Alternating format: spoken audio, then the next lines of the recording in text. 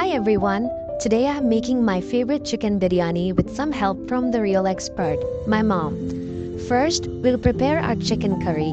I'm starting with 1.5 onions that is finely chopped in a good amount of oil. My mom always says that the secret to good biryani starts with properly sauteed onions. Make sure that the onions become translucent before you go on to the next step, which is adding the whole spices. I'm adding 1 bay leaf, a cinnamon stick, 6 cloves, 6 peppercorns, 4 green cardamoms, and 1 black cardamom. The black cardamom gives that distinctive smoky flavor that makes this biryani special. Make sure to mix all of that up and let the flavors infuse together.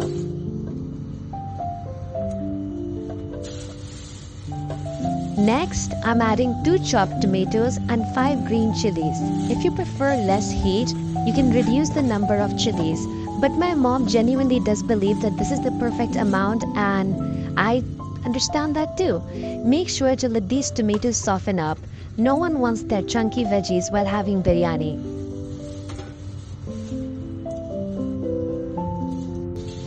You'll see that as these are softening up, this is the time when you can add your powdered spices like a teaspoon of turmeric for color, red chili powder for heat, garam masala for warmth, coriander powder for earthiness, and cumin powder for that distinctive aroma.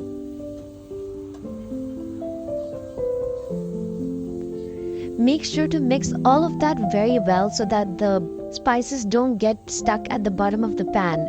My mom also taught me that maybe adding some water at this stage would help prevent the spices from sticking to the bottom.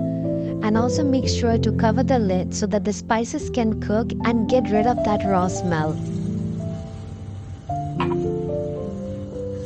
That sizzle makes you want to just dip a spoon and taste that, but please do not do that. It will kind of make you regret it. I said kind of, yes.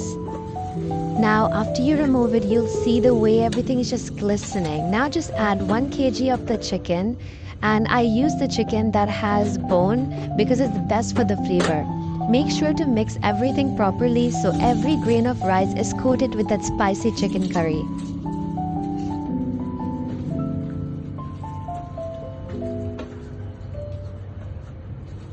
Now cover the lid so that it can cook a little bit. It's okay if it doesn't cook completely because, well, there's still time.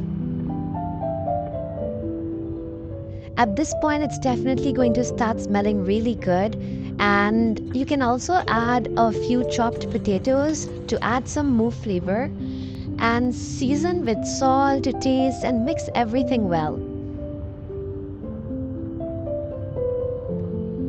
Let this cook until the chicken is tender and the flavors have melded together. This should take about 15 to 20 minutes of medium heat.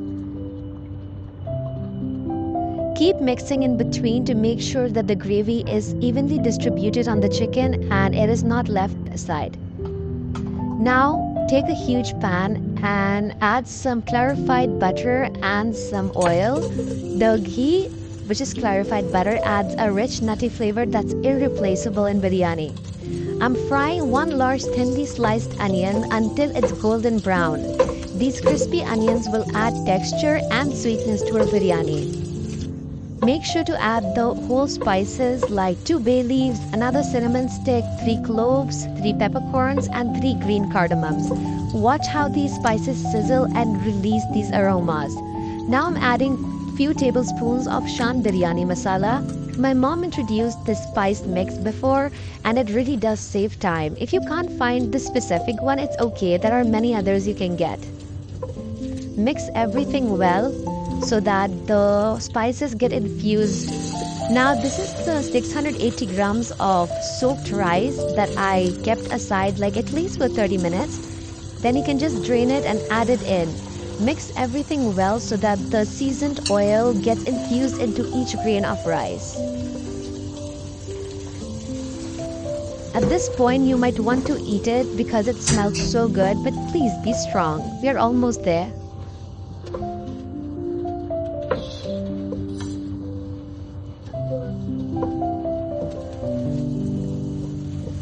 Now I'm going to be adding some more Shan masala, just in case, because too much flavor is never a crime. Okay, also because I might have not given as much as my mom wanted me to. She was standing right there beside me and, just pointing out when I should stop.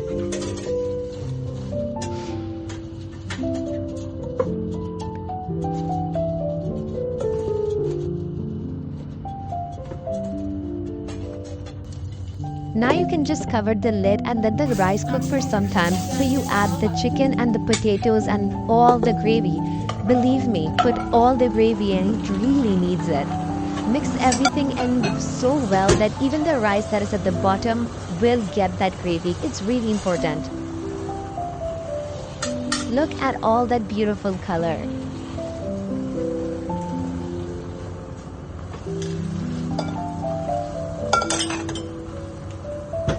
Now cover the lid again and let it cook for some time. Make sure, of course, we know that it's not going to be completely cooked, but almost there. Now just add some hot water until it reaches the top of the rice. My mom's tip is the water should be above 1 inch above the rice. Once again, mix well so the rice at the bottom will also get hydrated and cooked to perfection. This is the point where you taste and adjust the seasoning. My mom always says that this step is crucial. You want to make sure that the water is slightly saltier than you would like because the rice will absorb some of that salt.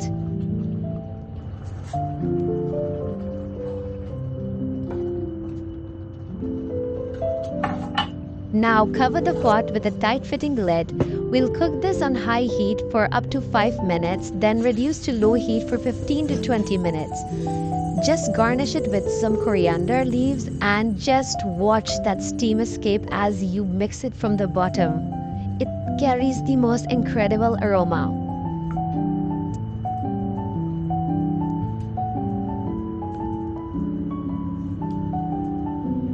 I was definitely salivating at this point because it looks so good when zoomed in.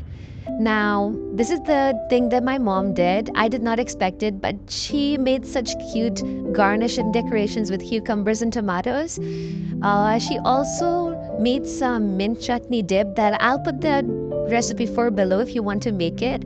Now, I know this might sound weird, but this is my favorite way of having the biryani. Take a piece of grape. Just trust me, do not judge it. Take a piece of grape, take some rice, dip it in that chutney, and believe me, it's the best thing ever. Also, if you have watched till this point, please do subscribe and like it if you would definitely give this a try. Thank you.